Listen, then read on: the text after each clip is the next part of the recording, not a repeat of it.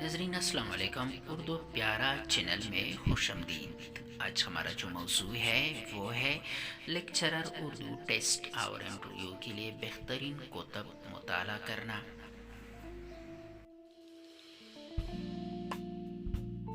احباب، ادبی اصطلاحات کے لیے بہترین کتاب جو ہے وہ ہے ادبی اصطلاحات، اور مصنف کا نام جو ہے پروفیسر انور جمال۔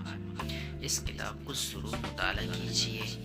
پبلک سروس کمیشن کے لیے یہ بہترین کتاب سمجھی جاتی ہے۔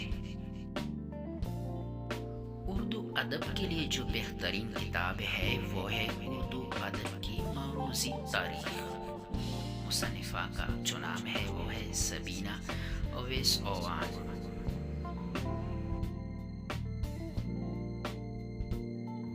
ہم اس کتاب سے بھی سہارا لے سکتے ہیں۔ کلیدی اردو، اس میں موروثی سوالات ہیں۔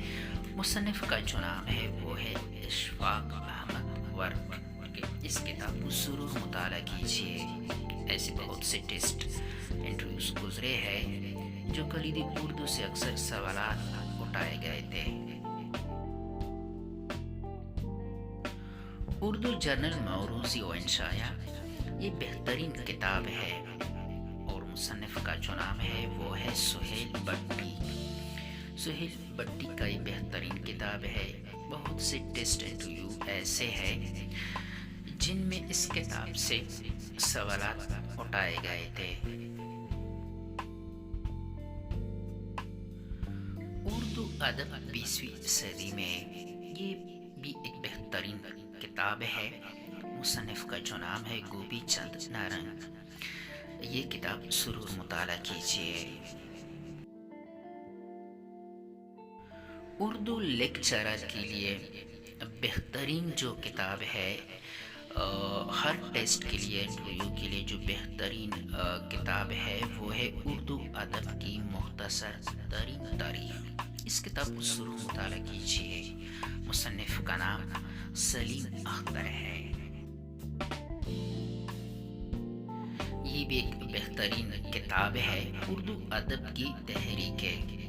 اس کتاب کو ضرور مطالعہ کیجیے۔ مصنف کا جو نام ہے وہ ہے انور صدیق۔ اس کتاب سے کچھ سوالات انٹرویو اور ٹیسٹ میں لیے گئے ہیں۔ تاجی اردو، یہ بہترین کتاب ہے۔ اس کتاب کو ضرور مطالعہ کیجیے۔ مصنف کا جو نام ہے وہ ہے Ali Muhammad Khan. Urdu lecturer test pass کرنا اور انٹرویو میں کامیابی حاصل کرنا، بہت سے کتب کا مطالعہ کرنا ضروری ہے۔ اصناف کے لیے جو بہترین کتاب ہے وہ ہے اصناف ادب۔